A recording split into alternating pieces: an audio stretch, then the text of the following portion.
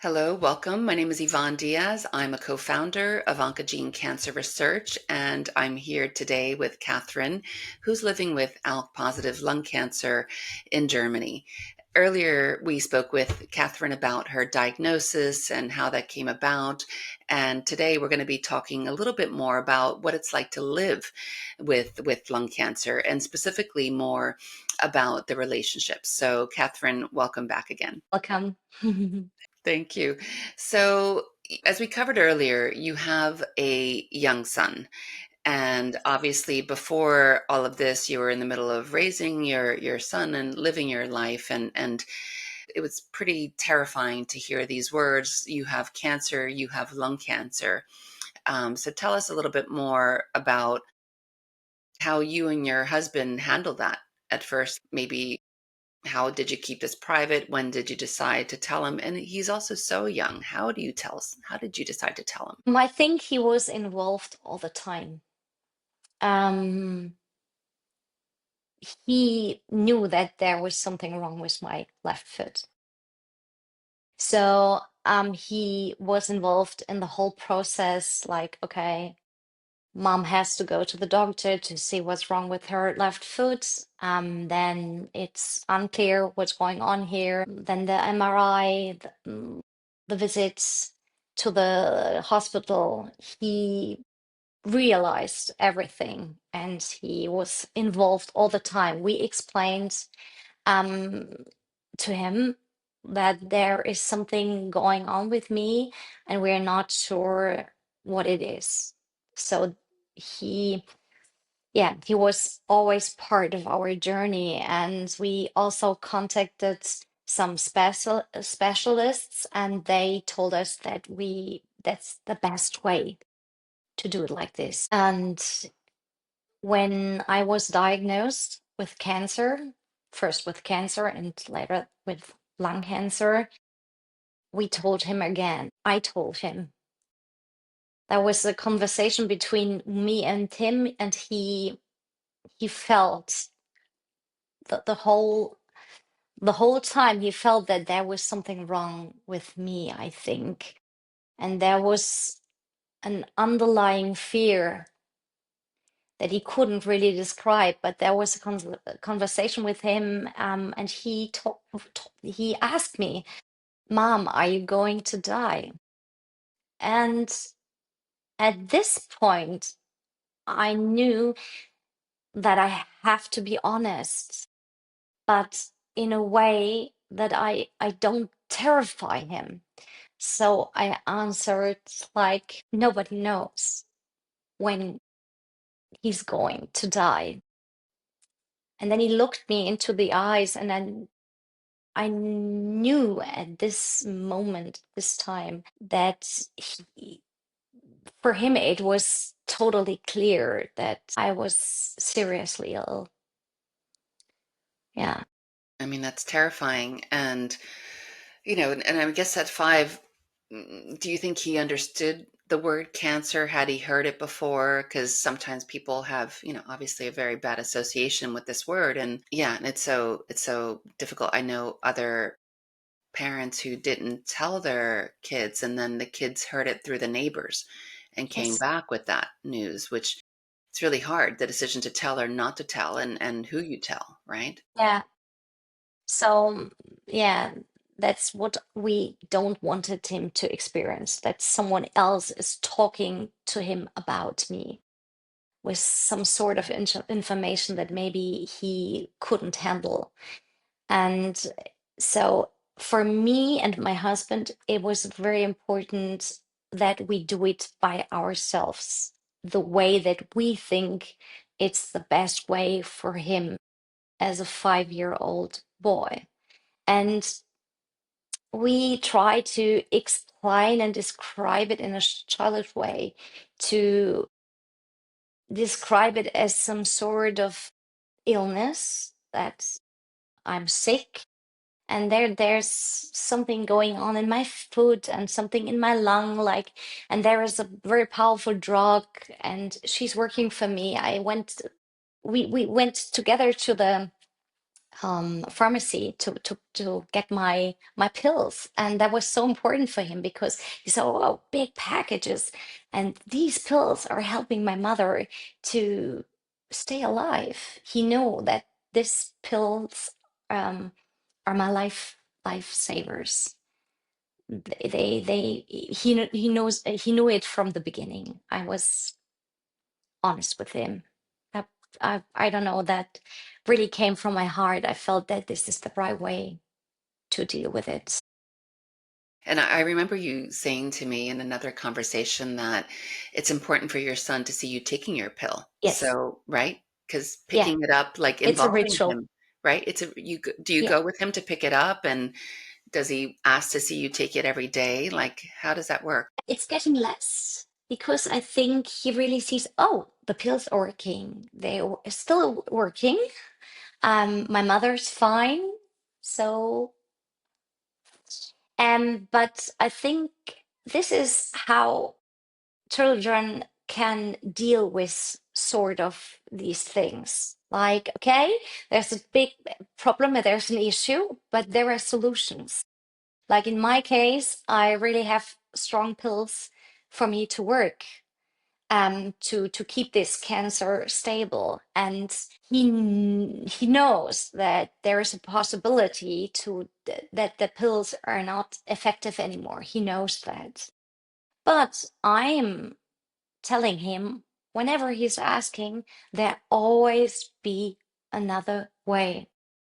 That's how we deal with big issues in our life. Like there is problem, where's the solution? And I think if you really manage this in a good way, people are not people, children can really learn something from this crisis.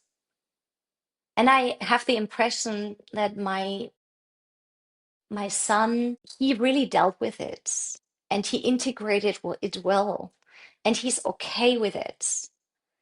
And I hope that he will learn something for his later life to carry to really how to deal with big problems. And of course, serious illness is a big problem. Yeah, no, that's amazing. I mean, I'm so glad to hear, how you managed it and that it's going well, because that's such a big stress when we're diagnosed. Often our first thoughts are for our kids, right? I mean, obviously it's ourselves and what's happening to us, but at the same time, with your son being so young, my boys were 14 when I was diagnosed, and I just, immediately was afraid for them, thinking this is terrible and it's so hard on them. But it's also hard on other relationships. So how have you found, your friendships and other relationships in terms of sharing this news? It can be traumatizing even to share it in the beginning. I don't know, because you put yourself on that roller coaster every time you tell someone they're going through the emotion of hearing this. And it's exhausting. It's exhausting telling people, and then going through it day to day, and I don't know, and getting the balance right.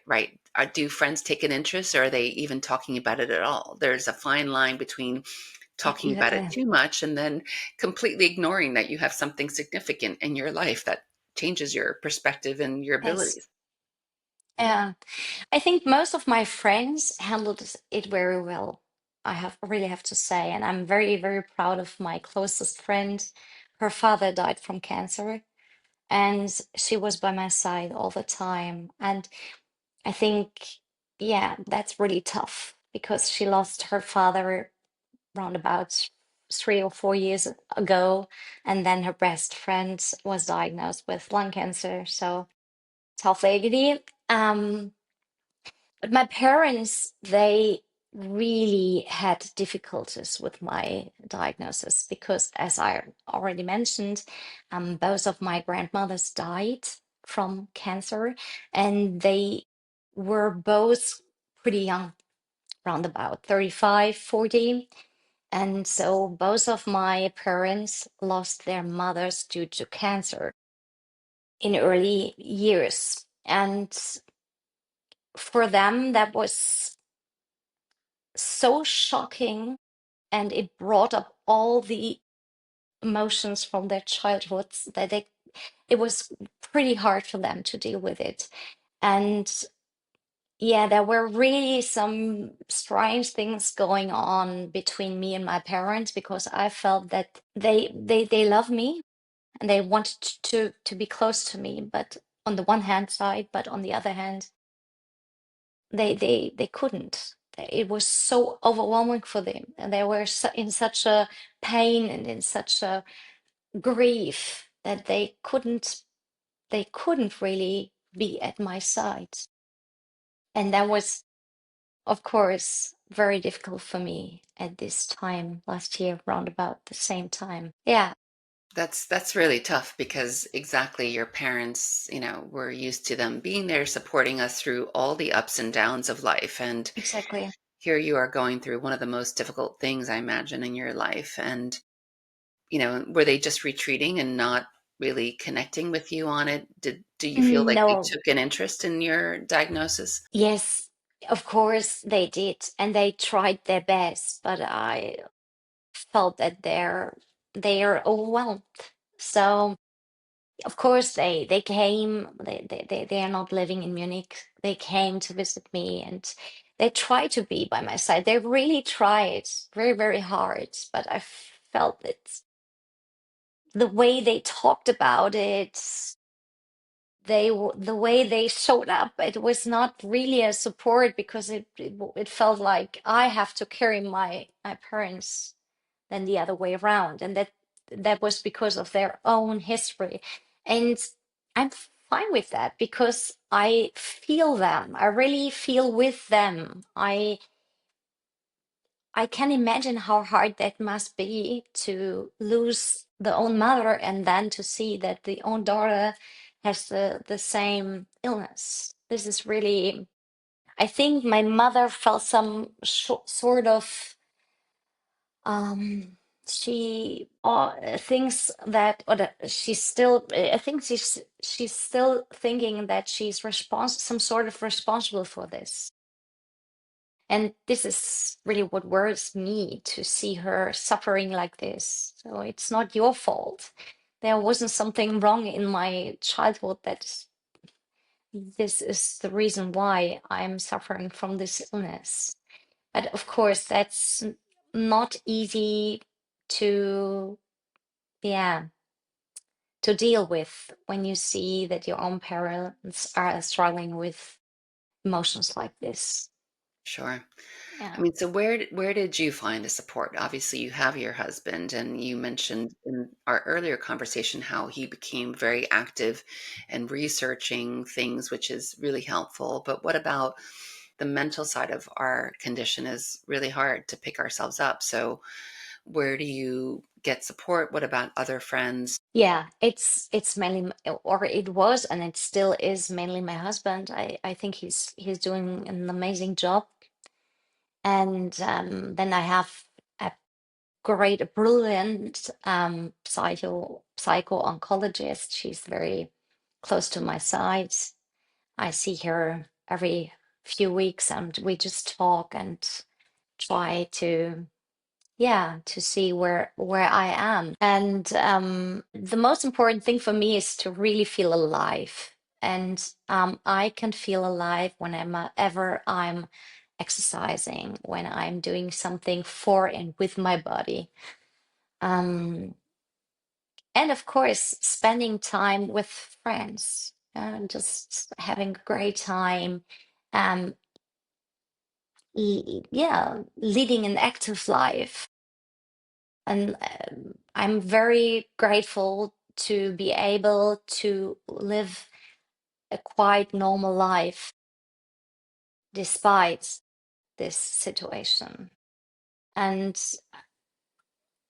yeah, that's on my mind whenever I wake up in the morning. I say, okay, I can breathe. I have lung cancer, but I can breathe. I have two feet that can carry me around. Even there was a tumor in my left foot, and of course, the foot is not the same than before. It's, that that really helps me to. realized that I was lucky. Yeah, I was lucky. Yeah, that's where I derive my faith from, my trust in there will always be a way. That's Yeah. it.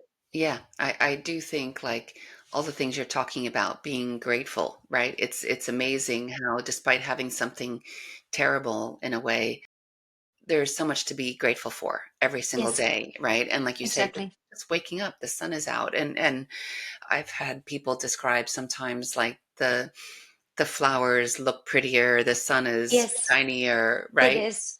The sky is bluer. Yeah, All of it, that's how it right? is. Yeah, and Yeah. gratitude. It's beautiful. It's so And lovely. gratitude is a very powerful emotion.